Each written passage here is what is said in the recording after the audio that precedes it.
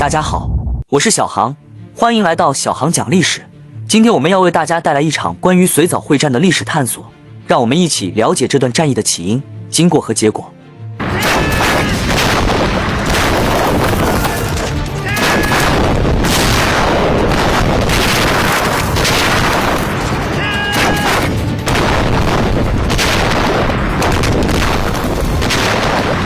武汉会战后，日军因占领地域过广，导致兵力分散，因此停止战略攻势，转攻为守，实施反消耗战，力图巩固占领区。国军为牵制敌人，于是于1939年4月下旬至5月中旬，在各战区发动4月攻势，以积极袭扰、敌后游击来牵制日军。第5战区方面，国军从东西两面向平汉铁路南段进攻，压迫日军侧翼。日军华中方面军第11军司令冈村宁次为巩固武汉及周边占领区，指挥第3师团、第13师团、第16师团及骑兵第4旅，由信阳、阴山、钟祥一线向桐柏、绥县、枣阳方向发动进攻，企图围歼国军第5战区主力部队。绥枣大会战于是展开正面大型战斗。1939年5月1日，驻钟祥、金山方向的日军，在飞机、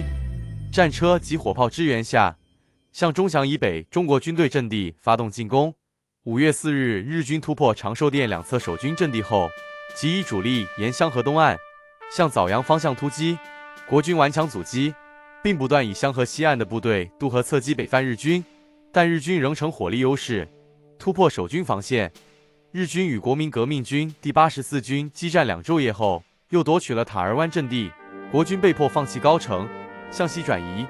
5月5日，日军第31部向天河口市发起进攻，并于2天后夺占天河口。5月8日，日军占领枣阳、高城，日军向立山阵地发起进攻，与国军第84军展开激战。日军因攻势顺利，遂令驻信阳的第3师第29旅也向桐柏进攻。5月10日，日军占领在战湖阳镇和新野。5月12日，夺取唐河，并一度占领南阳。另一方面，驻阴山方向日军第3师主力亦发起进攻，连线吴家大店、徐家店。日军第3师第29旅攻陷桐柏。